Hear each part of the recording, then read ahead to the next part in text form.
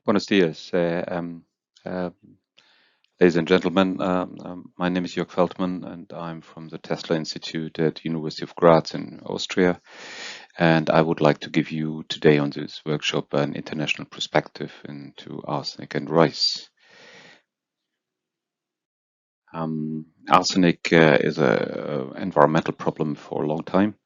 It has been established that for, let's say, 20 odd years ago, that 60 to 100 million people are exposed to elevated level of arsenic in their drinking water.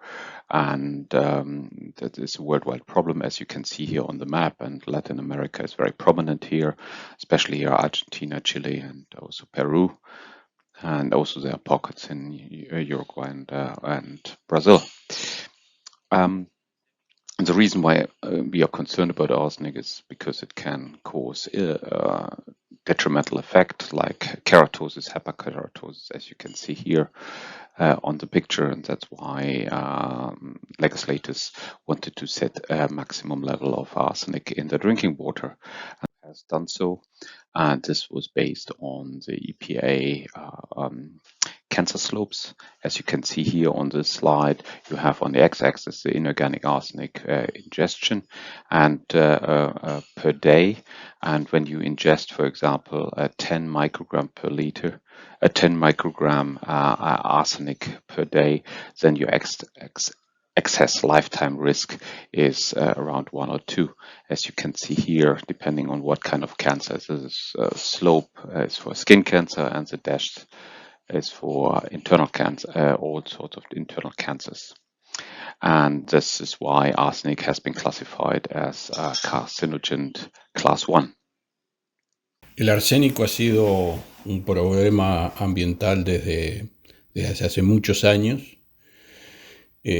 Más de 60 millones de personas fueron expuestas a niveles elevados de arsénico en el consumo de agua, lo que obligó, digamos, a determinar un nivel máximo tolerable de 0.01 miligramo por litro por la Organización Mundial de la Salud. Existen diferentes regiones en el mundo diagnosticadas, digamos, con estos problemas, en particular en Latinoamérica, en Argentina, Chile y Perú, y en algunas zonas aisladas de Brasil y de Uruguay, vinculado a arsénico en el agua. Esto determinó de que el arsénico inorgánico fuera clasificado como cancerígeno nivel 1. So how about arsenic in food? Well, as you can see here, just illustrated that arsenic in food can vary quite over many orders of magnitudes. And you can see here that mainly here terrestrial food are in the green and marine food are in the red in very high levels. Does it mean that it is all toxic? Well, arsenic is very peculiar. Arsenic can occur in different chemical forms, and there are lots of 100 different naturally occurring arsenic compounds known, but mainly what you have here is that these are the inorganic compounds, and they are the class 1 carcinogen, and then you have organocompounds which are less toxic, and this one here, dimethyl arsenic acid, is also in rice. And well, you can see arsenic as Dr. Jekyll and Mr. Hyde. You don't know which side you get unless you chemically analyze exactly for those arsenic species. That has been done, and we developed methodologies, for example, for this, and you have heard about this already in the workshop. So then you have the inorganic arsenic, and only here on this table in food, and you can see a lot of marine food shifted from the red to the green. Some seaweed remains here, so hijiki, for example, with high levels, but how much seaweed do we eat per day is not so much. However, one major commodity is rice, which has a high level here, and that's why we are concerned about rice. Bueno, cuando vemos el arsénico en los alimentos, podemos ver que hay una gran variación de varios órdenes de magnitud, dependiendo de dónde provienen estos alimentos. En general, los que provienen de origen terrestre tienen menores contenidos de arsénico total que los que vienen de origen marino. A su vez, dentro de ese arsénico total, lo importante es la división entre el arsénico inorgánico, que es realmente el tóxico y el cancerígeno clase 1, a diferencia del orgánico, que no es tan tóxico, y por lo tanto es importante saber, los dos contenidos, de qué lado, uno está dentro de ese total, cómo es la partición entre el inorgánico y el orgánico. Y ahí es cuando vemos nuevamente la variabilidad en los distintos productos alimenticios. Bueno, el arroz está en un estado, intermedio, y por eso la importancia, de estudiar este elemento.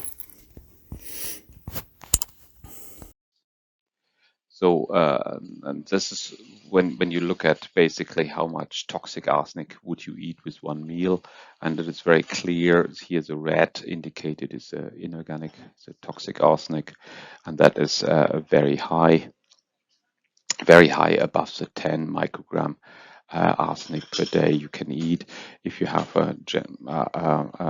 average rice. For an average rice meal, whereas seaweed is relatively low. So we focus on rice. Rice is a major commodity, and you can see that can vary quite a lot depending on the society, on the different countries. The Asian countries naturally are eating more rice, and the Asian community in Western countries as well, more rice than Western cuisine. And as you can see here, Bangladesh, they eat in the average more than 400 grams of rice every day, because they have 3 meals, breakfast, lunch, and dinner, with rice. Whereas here we have relatively little. So how is it in Uruguay? And I found numbers from 2017, where roughly per capita 45 grams rice were eaten per day. So it's much higher than the European country. So it's roughly like Pakistan here. So, and how does the arsenic differ? Arsenic concentration differ in the different countries. So we see here the geographical differences worldwide here.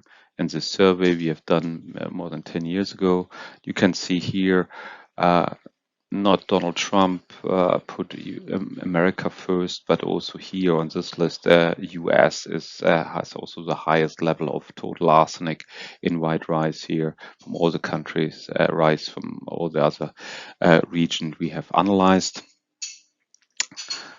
So how important is that?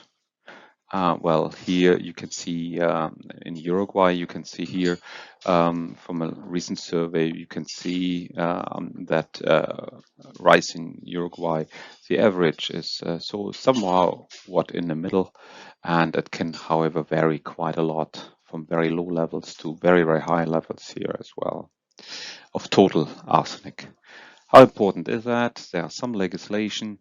The first one came out in China 2006 for just inorganic arsenic, and that was set on here on 0.15. The European Union followed the WHO recommendation to put it on 0.2 milligram per kilogram. And there's a special EU regulation for it should be baby rice here of 0.1. So when you then calculate, well, how much, what kind of risk do we expect really from eating rice, then you have to consider the daily consumption, plus multiplied by the inorganic arsenic in the local rice gives you a daily arsenic intake, and then you apply the US EPA slope to calculate the excess cancer risk per 10,000. And so you can see here Bangladesh has relatively high rice consumption and a medium concentration. You still have an excess cancer risk of 16 in 10,000, and that is way above what is considered to be acceptable in societies. Is between 1 or 2 per 10,000 per environmental contaminant. How is that for Uruguay? Well, if you take this daily intake, the consumption of rice, the mean value of inorganic arsenic taken from the data the colleagues provided here, then you get to 2.8 microgram inorganic arsenic daily, and this is exactly where we are, so which is acceptable in terms of cancer risks, and that is a very good situation for the Uruguayan rice community. Well, just wanted to point out some regulations. You have heard something about the Mercosur, but here's something from Europe, which was implemented 5 years ago. So we have different levels of maximum inorganic arsenic in the rice. So we have a special one, which I mentioned before, 0.2, but we have also one for parboiled and husk rice, for rice crackers, and a very low one for baby food, so rice destined for the production of food for infants and young children, what we call usually baby rice. Bien, hace referencia a lo que es el consumo de arroz por persona a nivel mundial, que hay una variabilidad muy grande, dependiendo de las sociedades, dependiendo de los países, de la zona en el mundo. En general, los asiáticos consumen mucho más arroz, en particular en el caso de Bangladesh, casi 450 gramos por día, tres veces al día. Los países europeos, muchísimo menor consumo, y en el caso de Uruguay, por un dato que él maneja, en referencia al 2017, de 45 gramos por día, este es un comentario mío, nosotros manejamos valores un poco menores, estaría en los niveles parecidos a los de Pakistán. Luego hace mención a un estudio de hace 10 años atrás de la variabilidad del arsénico total a nivel del mundo. Hay una variabilidad muy grande. Estados Unidos con los niveles mayores. Luego hace una comparación con los datos nuestros de este trabajo realizado hace 2 años, donde también muestra niveles de variabilidad muy amplios. Estamos hablando de arsénico total, con niveles desde muy bajos a niveles más elevados. Hace la referencia a lo que es la regulación del nivel de arsénico. En el caso de China, en el 2006, establece niveles de arsénico inorgánico por debajo de 0,15. Luego lo que es, que ya mencionamos, los niveles de la Organización Mundial de la Salud y FAO, que regulan la Europa de 0,2 miligramos por kilogramo, y un comentario especial a lo que es la alimentación para bebé con una regulación especial de 0,10 miligramos por kilogramo. Un tercer punto vinculado a lo que es el cálculo de riesgo, digamos, por consumo de arsénico, que en definitiva utiliza el dato de consumo diario por la concentración promedio a nivel inorgánico del arroz, y luego utiliza la pendiente de la curva de riesgo de la EPA que habíamos visto al comienzo. Bueno, y eso nos muestra países con riesgos muy altos, en particular nuevamente el caso de Bangladesh.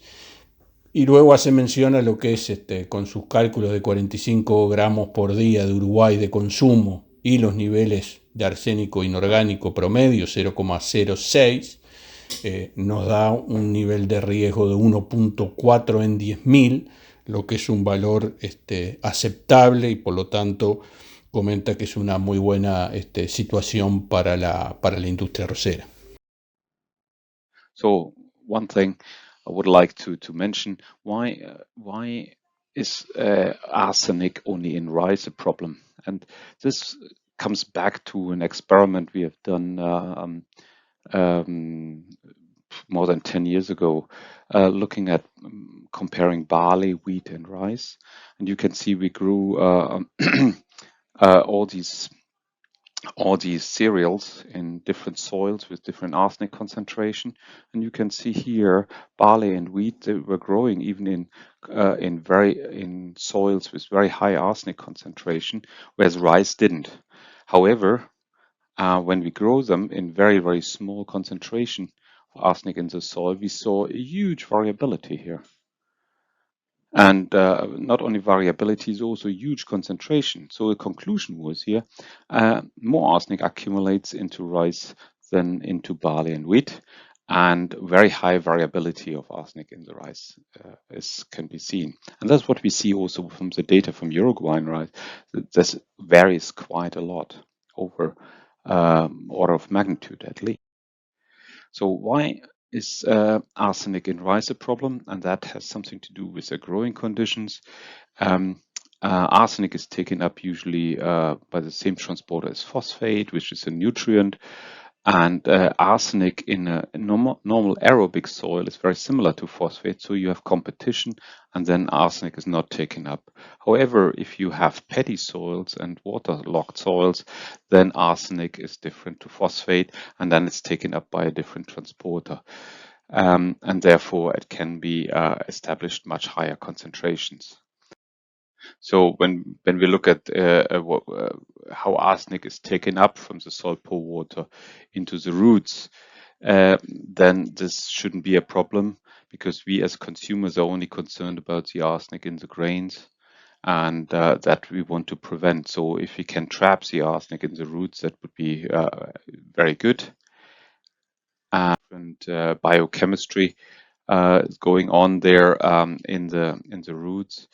And the biochemistry is depending on the genetics, and that's why it's so important. We look at the different varieties of rice, and to basically establish how arsenic can be actually trapped or prevent into the roots, or prevented to be translocated into the grains.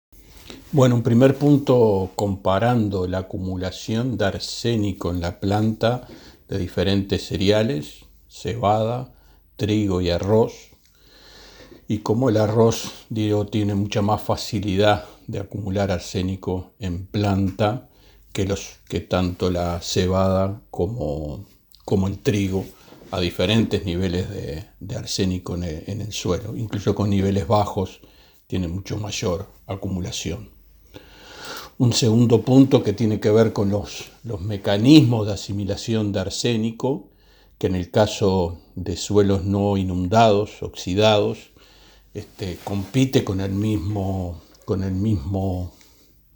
lugar de asimilación y mecanismo de asimilación que el fosfato, y por lo tanto eso de alguna manera retiene o reduce la acumulación de arsénico, y por eso en suelos con menos inundación hay menos nivel de arsénico en grano, a diferencia de en los suelos inundados, en los suelos reducidos, donde los mecanismos son diferentes. Luego comenta, también la importancia del lugar donde queda retenido ese arsénico, y la posibilidad de, en el caso de ser retenido, en las raíces, no tendría, las consecuencias a nivel de la salud que estamos hablando, y que en definitiva, por último, el lugar y los mecanismos en que puede ser capturado este arsénico en las diferentes partes de la planta va a depender de la bioquímica y la genética. So where does the arsenic come from, really? Well, naturally it is in the soil, and not even higher level transform into the inorganic arsenic in rice, but also quite low levels can be can support the idea that inorganic arsenic can be accumulated in rice. However, we can have also pollution from herbicides in the US or from mining. We have done this in China. Irrigation water, arsenic-containing irrigation water was used in Bangladesh, for example. And then we checked out the different cultivars in Bangladesh, and we found a variety which has high yield and low arsenic. And we thought this would be good. And then we planted all these phenotypes of cultivars on different sites in India, Bangladesh, and China. And we found out that the soil chemistry is also important. So it's a very complex system. So we need to understand really local soil chemistry, the genetics, the agricultural practices, and possibly also some effects. So, and this I really appreciate here in Uruguay and this consortium of people. This is a multidisciplinary approach which looks really from farm to fork, and so looks at soil chemistry is necessary, high arsenic concentration, high arsenic mobility. Why is arsenic mobile? And is arsenic-tainted irrigation water used? Agricultural practice is a very important one. Paddy soils versus upland rice. We found, for example, one of the lowest arsenic rice was found in the uplands in Brazil. We investigated different agricultural practices like alternative wetting and drying conditions that lowers down the arsenic concentration. Then looking at the different varieties, so rice breeders, genomics is involved here in Uruguay in this team as well. And one should look also at the rice preparation, so food chemistry, polished or husk rice. So in the husk or in the bran, there's a lot of arsenic. In the polished, is less so. But also cooking conditions, you can actually cook it with different amount of water, and then you can get that. So it's a lot. It's a lot to be done, and from multidisciplinary side, and this has been done very well here. Aborda el tema de dónde viene el arsénico que está en el arroz, principalmente de condiciones naturales en el suelo, y por lo tanto suelos con altos niveles tienden a tener mayor nivel de arsénico en el grano, pero también hay otras fuentes de arsénico, como pueden ser los herbicidas, sobre todo en el pasado, el caso de la minería en China, el caso del agua de riego en Bangladesh. Incluso hace una mención a que algunos cultivares con muy bajos niveles de arsénico que fueron seleccionados, luego cuando fueron plantados en otras zonas, luego terminaron teniendo valores mayores relativo a lo que era la importancia del suelo. Y bueno, y por lo tanto, en definitiva, que es un tema, digamos, muy complejo, que necesita conocimiento, digamos, local, sobre todo de la química local y de las particiones del arsénico a nivel nacional.